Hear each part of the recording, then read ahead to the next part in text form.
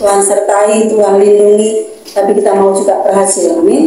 Kayak kita tahu 2024 apalagi tahun Pilpres yang banyak tantangan, kita harus berhasil menghadapi tantangan zaman. Di situ ada solusi, di situ ada masalah, di situ ada jalan sukses, di situ juga ada menyerah. Semua pilihan tergantung sama kita, tapi saya berdoa Bapak Ibu memilih berhasil menghadapi tantangan zaman. Ya, biarlah jemaat di GBI Pelumpung berhasil menghadapi tantangan zaman. Kita baca ayat tadi, slide berikutnya. Lanjut lagi.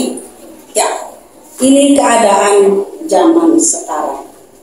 Kalau Bapak Ibu perhatikan ayat-ayat tadi, kalau Bapak Ibu lihat TV, berita kriminal, kejahatan hari ini sudah terjadi belum? Ngeri Bapak Ibu kalau lihat berita yang bapak bunuh anak, pemerkosaan, perzinahan, aduh itu mengerikan berita di TV. Kalau kita lihat ternyata sudah terjadi. Tuh keadaan akhir zaman. Cinta uang, hamba uang, boleh punya duit banyak, tapi kita harus tahu. Tadi di POP dikatakan kita hanya sebagai apa tadi? Ayo, penilai bukan pemilik. Jadi kita harus mempersembahkan, ya. Jadi kita jangan udahlah. Kita sama-sama di bumi ini karena kasih karunia Tuhan. Amin. Ini keadaan sekarang. Ayat-ayat di atas Bapak Ibu semua tergantung sama kita. Kita mau mengalami, kita mau melakukan, atau sebaliknya kita mau berhasil menghadapi tantangan zaman. Jadi masa yang sukar, menjadi hamba uang, sombong, membual, menjadi berfitnah, memberontak pada orang tua, tidak tahu berterima kasih. Kadang-kadang anak-anak lebih pintar dari orang tua. Betul kok betul? Kok betul kok? Betul sih. Itu pengalaman ya Bu? Kadang-kadang gitu. Tidak memedulikan agama. Mereka melakukan kejahatan udah nggak takut dosa lagi. Udah, dia nggak peduli. Yang penting gue berhasil. Apalagi sekarang pencurian, perampokan, itu mereka sudah tidak memberikan agama, sudah nggak takut dosa lagi. Tidak mau berdamai, nah ini. Tidak mau mengampuni, nah ini orang-orang ciri-ciri akhir zaman. Suka menjelekkan orang, suka berkhianat. Kalau menusuk dari belakang, udah dipercaya luar biasa nih orang, aduh udah percaya banget 100%, ternyata tidak bisa dipercaya, bahkan menusuk dari belakang. Kadang-kadang terjadi demikian. Tidak berpikir panjang, berlakak tahu, lebih menuruti hawa nafsu daripada menuruti Allah. Jadi kalau kita perhatikan sekitar kita sudah ada seperti itu. Makanya kita disuruh doa keliling, kita suruh banyak muji nyembah Tuhan, karena memang sedang terjadi hari-hari ini, apalagi Pilpres. Dikatakan mereka, maaf kata, sekarang yang namanya mereka pakai rokok. Sebelum pandemi kami itu pelayanan di rutan. Nama rutan itu adalah rumah tahanan. Jadi sebelum mereka divonis bebas atau divonis di penjara, mereka akan dititipkan yang namanya rutan. Nah di sana Bapak Ibu kami sebulan sekali, dan kami untuk memasuki ke tempat itu mesti melewati 7 pintu yang dijaga. Jadi begitu ketatnya itu namanya rutan ya, karena memang nggak boleh ada sembarangan orang masuk, dan KTP juga disita, nggak boleh masuk sembarangan. Nah Bapak Ibu di sana itu saya lihat itu banyak anak-anak muda, maaf, ada namanya Lukas, Mateus, orang Kristen bukan? Di dalam dibikin nama. Dibikin nama. Jadi mereka orang, jadi kita bikin ibadah di sana. Kita bikin ibadah di sana sekitar 7 bulan sampai 100 orang yang Kristen. Dan itu tidak semua ikut ibadah. Nah, Di sana itu ada yang narkoba, pelecehan seksual, dan kepalanya bidang ini bilang gini, apa sih, saya nanya, apa sih kejahatan yang paling lama di penjara? Bu Titi, yang paling lama di penjara adalah narkoba dan pelecehan seksual. Kenapa? Karena merusak generasi. Oh gitu. Jadi Bapak Ibu jagai anak-anak kita. Amin. Dengan doa-doa kita, dengan firman Tuhan. Jadi kita juga harus memberikan teladan. Karena ternyata teladan lebih nyaring daripada perkata. Contoh mudah, kamu jangan merokok ya nak. Bapaknya merokok. Susah. Dibalikin ntar sama anaknya. Ya apa-apa, berhenti dulu, saya baru nggak merokok. Kan begitu. Lebih coba semudah seperti itu. Nah, terus gini juga. Di sana tuh saya ditaruh gitu. Jangan sampai Bu Titi doa satu ini. Saya bingung, doa aku nggak boleh gitu ya. Apa itu nggak boleh doa di sini? Saya bilang, iya, satu tidak boleh doakan di sini, tambah jiwa-jiwa. Oh iya. Kalau di gereja boleh tambah jiwa-jiwa, di sana nggak boleh. Karena pertama kali kami datang pelayanan itu 500 orang di rutan ya. Terakhir kami datang 1.500. Jadi berapa kali lipat? Udah 3 kali. Jadi betapa saat ini kejahatan itu luar biasa. Itu belum di penjara, baru di rutan, rumah tahanan, dititipin. Jadi di sana itu ada istilahnya, kalau dia divonis bebas ya bebas. Tapi ada juga divonis penjara, masuk penjara. Dan di sana itu ada juga orang tua yang ditinggalin keluarganya hancur karena melakukan kejahatan. Jadi mari sama-sama kita jaga Bapak Ibu ya. Jemaat diperhubung takut Tuhan. Amin. Jangan sampai kita mengalami hal yang tidak baik. Karena memang kayak gini sekarang keadaan. Jadi kita harus berjuang. Kita harus berhasil menghadapi tantangan zaman sekarang. Nah, kita akan sama-sama belajar bagaimana supaya selain berikutnya kita berhasil menghadapi tantangan zaman. Yang pertama, kita baca bersama-sama. 1, 2, 3. Memiliki kekuatan roh, strong in the spirit. Ya, saya bacakan ayatnya. Daniel berketetapan untuk tidak menajiskan dirinya dengan santapan raja dan dengan anggur yang biasa diminum raja. Dimintanyalah kepada pemimpin pegawai istana itu supaya tidak usah menajiskan dirinya. Maka Allah mengaruniakan kepada Daniel kasih dan sayang dari pemimpin pegawai istana itu. Jadi Daniel tidak menajiskan diri sehingga Daniel memiliki kekuatan roh yang luar biasa. Gimana caranya? Itu kan dalam 3 kali sehari dia berlutut menyembah. Demi didengar Daniel bahwa surat perintah itu. Jadi Bapak pasti dengar surat cerita ini udah pernah. Saya udah pernah cerita di sini belum ya? Oke, sebelum biar paham saya ceritakan. Jadi Raja Darius, Daniel itu ada di pembuangan Babel, di pemerintahan Raja Darius. Nah, Raja Darius mengangkat 120 pegawai. 3 diantaranya diangkat untuk mengepalai 120 ini. Dan 1 diantaranya adalah Daniel. Nah, Daniel ini adalah orang yang excellent karena dia memiliki roh yang luar biasa. Sehingga Raja Darius ingin menerapkan seluruh Babel itu diperintah oleh si Daniel. Nah, ini teman-temannya pada gimana caranya supaya Daniel ini tidak jadi menjadi pemimpin, kalau bisa mati. Makanya terjadilah peristiwa buah singa. Coba Daniel pasal 6 ayat 4-5 tolong tampilkan. Jadi kenapa Daniel begitu luar biasa sampai Raja Darius mau mengangkat dia seluruh Babel diserahkan kepada Daniel. Sudah? Multimedia? Daniel pasal 6 ayat Daniel pasal 6 ayat 4 saya bacakan. Ya. Maka Daniel ini melebihi para pejabat tinggi dan para wakil raja itu karena ia mempunyai roh, tadi kan, roh yang luar biasa. Roh yang luar biasa dan raja bermaksud untuk menempatkannya atas seluruh kerajaannya. Selanjutnya, ayat berikutnya. Kemudian para pejabat tinggi dan wakil raja itu mencari alasan dakwaan terhadap Daniel dalam hal pemerintahan. Perhatikan ini kata-kata ini ya. Tetapi mereka tidak mendapat alasan apapun atau sesuatu kesalahan sebab ia setia dan tidak ada didapati sesuatu kelalaian atau sesuatu kesalahan.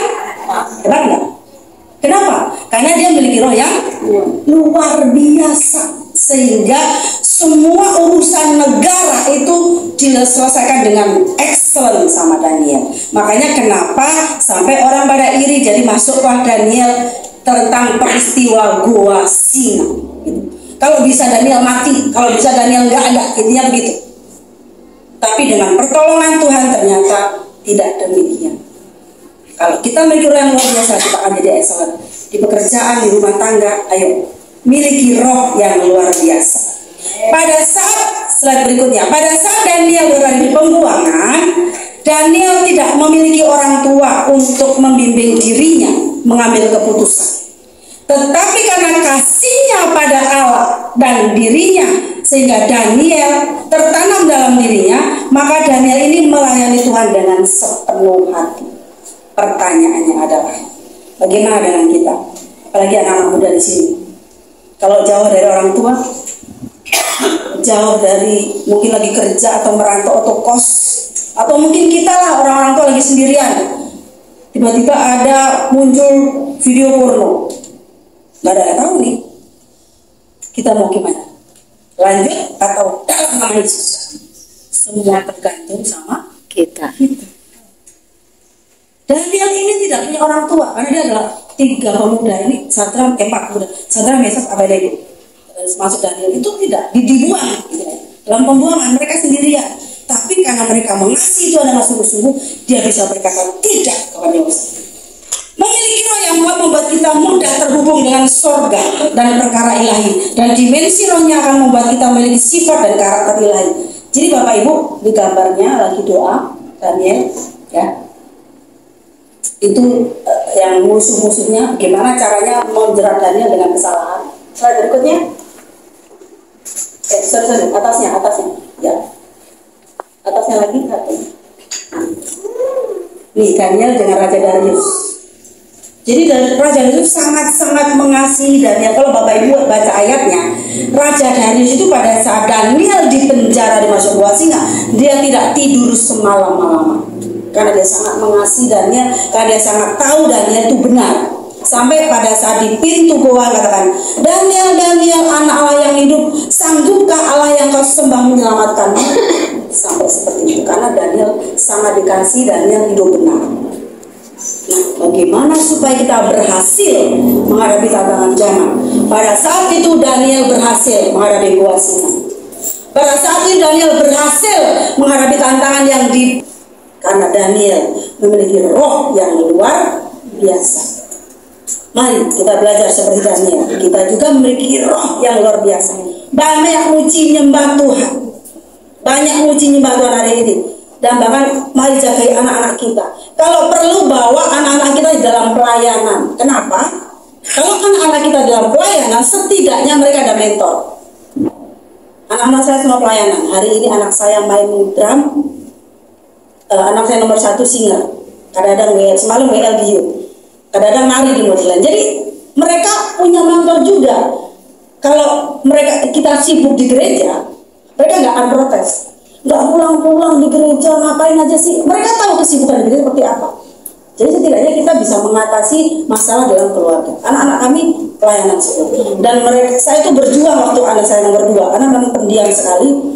Waktu itu gimana nih anaknya, mana dia diam banget, nggak mau bergaul. Tuhan, aku rindu banget yang melayani. Tapi ternyata Tuhan itu proses luar biasa. Saya dampingin di sekolah minggu. Kalau Gigi saya dorong terus. Akhirnya semua alat musik bisa. Kalau Didit main keyboard, di Badara main drum, di Gigi main gitar, semua bisa. Karena ya kita dorong terus, kita berikan teladan. Ayo nak, kita harus mengasihi itu. Amin. Setidaknya kalau anak-anak kita pelayanan, mereka punya mentor. Walaupun tidak curhat sama kita, kan karena kalau semua masalah kan anak-anak nggak bisa curhat sama orang tua. Kadang-kadang mereka ada gap. Tapi kalau sama kakak rohani mungkin bisa. Tapi puji Tuhan anak-anak saya itu semua care. Ada masalah apapun cerita. Jadi jangan sampai cerita kepada orang, apalagi cerita kepada orang yang salah. Nasihatnya pasti salah, gitu ya. Ya, jadi kita harus memiliki roh yang luar biasa karena tantangan zaman semakin berat. Itu yang pertama. Yang kedua, 1, 2, 3. Mr. Inherent. Janganlah kamu menjadi serupa dengan dunia ini, tapi berubahlah oleh pembaharuan budimu, sehingga kamu dapat membedakan manakah kehendak Allah, apa yang baik dan yang berkenan kepada dan yang sempurna. Berdasarkan kasih karunia yang dianugerahkan kepadaku, aku berkata kepada setiap orang di antara kamu, janganlah kamu memikirkan perkara hal-hal yang lebih tinggi daripada yang patut kamu pikirkan, tapi hendaklah kamu berpikir begitu rupa sehingga kamu menguasai diri menurut ukuran iman yang dikaruniakan Allah kepada kamu. Yang kedua adalah memiliki karakter yang matang. Kalau kita memiliki karakter yang matang, akan muncul ini, slide berikutnya. Ya. Kalau kita memiliki karakter yang matang, kalau kita menghadapi masalah, tekanan, problema, apapun yang kita hadapi, akan muncul ini. Apa? Kasih, sukacita, damai sejahtera, kesabaran, kemurahan, kebaikan, kesetiaan, kelemah lembutan, penguasaan diri. Pertanyaannya Bapak Ibu, kalau menghadapi masalah, gimana? Cari kambing hitam, kambing putih, atau kerbau yang gede? Kita kecenderungannya cari kambing hitam, kambing putih. Betul nggak betul? Contoh nih, bapak-bapak nih lagi nyetir mobil nih, tiba-tiba ada emak-emak naik motor, sen kanan beloknya ke? Kok tahu? Oh, pengalaman ini. Kalau dia sen kiri belok ke? Kanan. Paham ternyata. Lalu mama yang bawa motor, tolong untuk kedepannya tolong mama, kalau sen kanan ya beloknya kanan. Apa yang harus kita lakukan? Kalau kita marah, yang lebih marah siapa? Tahu. Kalau kita yang marah, mama yang lebih marah. Betul apa betul? Iya betul. Jadi udahlah, udah biarkan lewat dulu. Kita mau dulu. Karena karakter kita sudah matang. Contoh, kemarin tuh anak saya bawa mobil. Dalam cuma berapa ya? Lagi dalam posisi mau berhenti sih dan tidak ngebut gitu. Pelan banget. Tiba-tiba ada motor, mana anak muda, motor bodong, tidak punya kerjaan, terus udah gitu motornya jelek banget gitu kan, terus udah gitu nabrak mobil saya, jeder, belesek mobil saya. Lumayan lah kalau dibetulin ya 2 juta lah, tapi sampai hari ini belum bertobat. Sampai saya di pengerjaan begini, Bu Titi, kok belum bertobat sih mobilnya? Maksudnya apa ya? Kok belum bertobat ya? Oh iya, maksudnya dipulihkan, bisa diperbaiki. Oh iya, kan. Jadi belum diperbaiki sampai hari ini. Terus tiba-tiba dia lebih marah lagi. Bang, ganti motor saya. Dan dia motor bodoh, nggak ada STNK semua. Udah gitu nggak ada spionnya juga nggak ada, pokoknya motor bodoh lah itu. Udah gitu dia nggak punya SIM, udah kerja. Terus kita mau ngapain? Marah-marah. Akhirnya, yaudah gimana? Mau panggil papamu enggak? Jangan om, maafin saya om. Akhirnya pulang. Terus saya kira, sini duit 1 juta, 2 juta, gitu. Ya enggak, yaudah pulang. Kamu berhati, kan karakter udah matang. Nanti kita mau ngomong. Sekarang bapak ibu kalau bapak ditabrak mobilnya, terima kasih, tadi berkati, gitu. Coba aku dong. Saya mau nanya doang ini. Saya cuma nanya. Kalau ditabrak nih, motor lah, senggol gitu atau padahal kita nggak salah, mobilnya belesek gitu. Makasih ya Pak, Bapak udah nabrak saya, terus berkati berlimpah-limpah, amin. Kita dikasih duit lagi.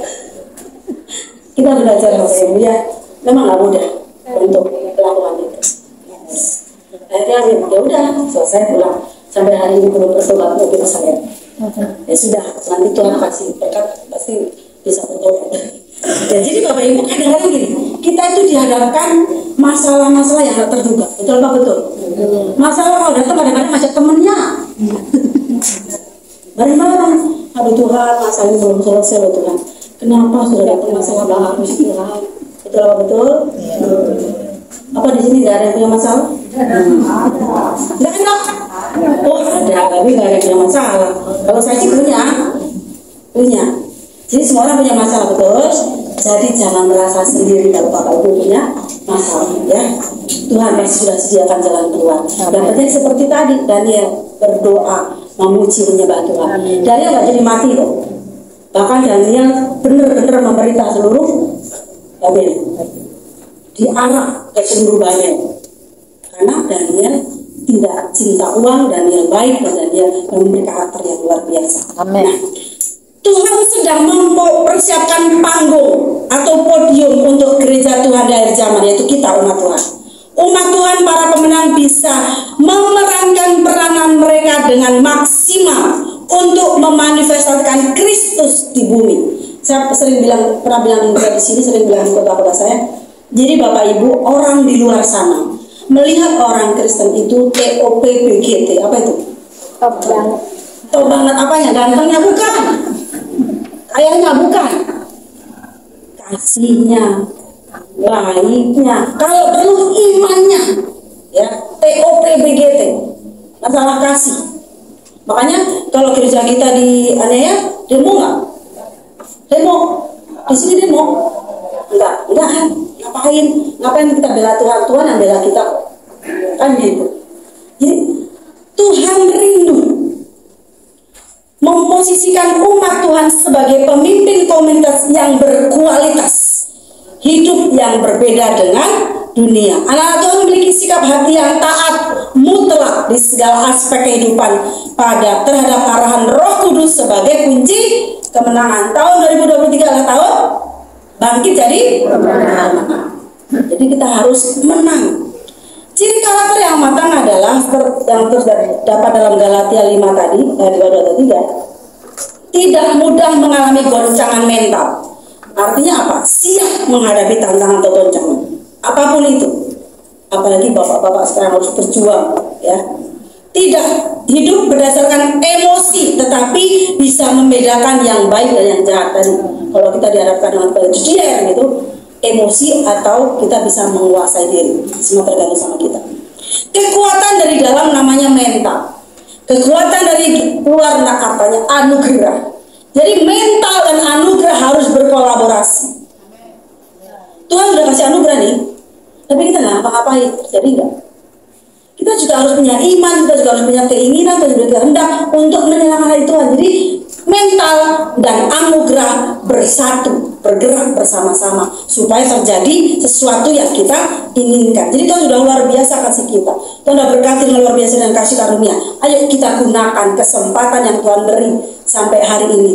Tuhan memberikan kita, coba kalau kita cek yang meninggal di COVID-19, hamba Tuhan. Pada saat sidang sinode di SACC yang lalu disampaikan bahwa hamba Tuhan GPI saja, GPI ya, yang meninggal pada saat COVID 465 hamba Tuhan saja. Jadi betapa kasihnya Tuhan kepada kita saat bisa ibadah. Betul apa betul? Amin. COVID itu ya istilahnya seperti penyakit sampah, kita diselamatkan dari penyakit sampah. Amin. Kalau kita masih beribadah, itu artinya Tuhan memberikan kesempatan buat kita untuk menyenangkan hati Tuhan. Itu yang kedua. Yang ketiga, yang terakhir, kita baca bersama-sama 1, 2, 3. Hidup kudus, holy in the body. Karena itu saudara-saudara, demi kemurahan Allah aku menasihatkan kamu supaya kamu mempersembahkan tubuhmu sebagai persembahan yang hidup, yang kudus, dan yang berkenan kepada Allah. Itu adalah ibadahmu yang sejati. Bagaimana supaya kita berhasil menghadapi tantangan zaman? Yang ketiga adalah hidup kudus. Bapak Ibu, saya perlu kasih tahu, surga tidak ecek-ecek. Surga itu luar biasa. Jadi untuk memasuki surga kita tidak bisa sembarangan. Setuju dengan saya? Amen. Oke, surga itu luar biasa. Jadi untuk masuk surga nggak gampang. Makanya kita perlu berjuang. Anak-anak Tuhan, para pemenang, slide berikutnya, harus memastikan diri untuk memiliki tubuh jasmani dan rohani bersih. Jaga kekudusan, kesucian, kemurnian, ketulusan hati, pikiran, perkataan, sikap, dan seluruh aspek kehidupan sehingga tidak bercacat celah di hadapan Tuhan. Ya. Jadi menjauhi dosa. Jauhilah segala pencemaran terhadap jiwa, roh, dan tubuh. Wahyu 19 ayat 8 berkataan, saya bacakan ayatnya yang bagus Pak. Dan kepadanya dikaruniakan supaya memakai kain lenan halus yang berkilau-kilauan dan yang putih bersih, Lenan halus itu adalah perbuatan-perbuatan yang benar dari orang-orang kudus. Amin. Ya, memakai kain lenan halus. Jadi kain lenan halus itu perawatannya tidak mudah, susah, bahkan harganya mahal. Artinya apa? Untuk hidup benar, untuk memakai pakaian kebenaran itu harus berjuang. Katakan berjuang. Berjuang. Nggak mudah, memang. Aduh, tapi boleh kali Bu bohong dikit kan, bohong untuk kebaikan. Boleh nggak bohong untuk kebaikan? Hah, boleh? Bohong abu-abu boleh? Enggak. Mau abu-abu, mau putih, bohong itu bohong ya. Kita nggak bisa berkata bohong putih, bohong tetap bohong. Jadi memang harus diperjuangkan supaya hasilnya lembut. Jadi berkilau-kilau, dikagumi oleh siapapun. Apanya? Bukan tadi saya sudah bilang, bukan ketampanannya, bukan hartanya, tapi kebaikannya, ketulusannya, kesetiaannya kepada Tuhan, imannya, ya. Putih bersih. Bapak Ibu semua punya baju putih? Punya. Baju putih itu cocok semua dipadukan dengan semua baju. Betul apa betul? Mau atasan hitam, bawahnya putih, dan semua cocok. Artinya apa? Kalau kita udah hidup benar, kita bisa berdampingan dengan siapa saja. Kita bisa berdampingan dengan orang yang mudah marah. Kita bisa berdampingan dengan orang yang gampang emosi, yang kadang mungkin membuat kita jengkel, yang mungkin mau nyakiti hati kita. Kita juga bisa berdampingan dengan orang Medan, orang Jawa, orang Cina, orang Sunda, semua. Jemaat kami sekarang 50% orang Medan, gembalanya orang Jawa. Tapi wakil kami juga orang Medan. Jadi kami bersatu padu dan kami sehati. Amin. Semua sehati karena kita gini loh Bapak Ibu. Kalau kita belajar menyadari bahwa kita butuh orang lain, coba katakan saya butuh ini. Dan suami istri nak, ayo suami istri. Saya butuh ibu. Ayo peluk. Jadi Bapak Ibu, suami punya kesalahan, betul. Istri punya, sudahlah, kita semua kesalahan, tapi jangan salah, mereka juga punya kebaikan. Kalau kita sama-sama sadar, kita gampang kok mengampuni, kita gampang hidup damai kok, benar. Kita bisa berdampingan dengan siapapun, berkarakter apapun, kalau kita sudah benar hidupnya, punya karakter Kristus, ya udahlah, memang aku punya. Jadi kita tuh punya kelebihan dan kekurangan, salinglah melengkapi. Amin. Kita lihat kelebihan mereka, bukan kekurangan. Nah, kalau kamu kurang, yang kesini 4 biji. Gak sadar dirinya lebih kurang banyak. Jadi kami di Tiga Rasa itu luar biasa sih, memang mereka sehati. Apa-apa sama-sama, yuk sama-sama. Apalagi saya sama suami udah kayak ini, udah Pak. Jadi hidup kita damai, aja damai deh. Damai aja. Karena kita kalau ada kesalahan orang ya sudahlah ampuni. Memang kita juga nggak manusia kok. Manusia masih selamat di bumi sebelum masuk kotak 2x1 udah terbagi masalah. Betul Pak, betul. Kotak 2x1 apa?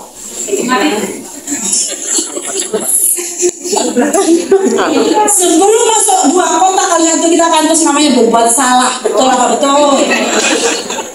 Gitu. Sadar diri aja kita. Kalau kita sadar seperti itu, kita gampang mengampuni suami, kita gampang mengampuni istri, kita gampang mengampuni anak-anak. Ya, hidupnya pasti damai. Buktinya katanya gemuk, betul nggak? Saya sering dibilangin sama pengerja, Bu Titi mah hidupnya enak, banyak duit, terus amin, saya bilang gitu. Hidupnya bahagia, amin, padahal berjuang. Karena kenapa? Saya memotivasi diri saya supaya saya setia sama Tuhan, sukacita, saya menghidupi tadi, Galatia 5 tadi. Masalah banyak, karena saking banyak saya bilang banyak. Karena memang ya puji Tuhan pagi itu sekarang dipercayakan banyak banget, jadi semakin banyak tanggung jawab di PGLII bendahara, di Perwel bendahara, di PLG sekretaris PGLII gereja-gereja sebanten. Terus di Perwel bendahara, di Perwel itu sudah 15 tahun. Kita pengen istirahat nggak boleh. Tolonglah Pak istirahat, ketua baru. Jangan Pak Sulis, nggak boleh izin cuti, katanya yang masuk sertifikasi itu cuma berapa hamba Tuhan, termasuk Pak Sulis gitu. Jadi ya harus gitu. Ya puji Tuhan sih masuk sertifikasi gitu. Cuma lebih banyak lagi terus dibuka bendahara. Dibuka ketua, sorry. ketua bukan persekutuan gereja-gereja seluruh Tiga Raksa. Di KBB bendahara, ya Tuhan, kadang pertemuan bingung. Sampai kadang-kadang mau mengunjungi jemaat itu lagi pertemuan ini. Mengunjungi jemaat, Tuhan maafkan kami, kebanyakan jabatan, Papa, tolong lepas dulu, saya bilang. Masalahnya suamiku kalau pergi saya mesti ngikut, jadi kan saya sih ikut terus. Ya, jadi yuk sama-sama bisa kok, bisa. Kita punya kesalahan, kita juga punya kebaikan. Kalau saling mengampuni gampang, kita gampang mengampuni itu hatinya damai sejahtera. Sukacita akan terus terpanjang oleh kita. Amin. Karena kalau kepahitan nanti udah sakit mak, nanti mak muncul banyak penyakit. Yeah. Karena ada 3 macam penyebab penyakit. Udah pernah ngomong di sini belum ya? Belum. Ya benar. 1, melanggar hukum Tuhan. 2, melanggar hukum alam. 3, okultisme. Melanggar hukum Tuhan. Contoh, mencuri, digebuki, sakit, masuk penjara. Udah jelas hukum Tuhan kan? Itu kan masalah. Hukum alam. Udah tahu masuk angin hujan-hujanan. Hukum alam, masuk angin. Udah itu darah tinggi, makan daging, sate, kambing. Darah tinggi, sate kambing. Kalau nggak kambing, durian dan lain sebagainya. Itu hukum alam. Jadi sebenarnya masalah sakit penyakit yang kita alami, cek dari mana kesalahannya, ya. Cek melakukan apa kesalahan kita. Okultisme sudah jelas. Okultisme itu dia datang ke dukun. Dukun itu tidak pernah menyembuhkan, tapi dia memindahkan penyakit ke penyakit. Saya dari Jawa, jadi saya tahu yang namanya dukun. Karena saya dukun banyak. Dia hanya memindahkan penyakit. Sembuh loh, bohong. Dia cuma pindahkan. Suatu saat nanti dia akan tambah parah. Udah nggak usah datang dulu, datang ke Tuhan Yesus saja. Ada sini, ya. Oke. Jadi bagaimana sebagai kesimpulan? Saya bilang pemain musik. Bagaimana supaya kita berhasil menghadapi tantangan zaman? Yang pertama, memiliki kekuatan roh. Yang kedua, memiliki karakter yang matang. 3, hidup kudus. Mari kita bangkit berdiri, Bapak Ibu.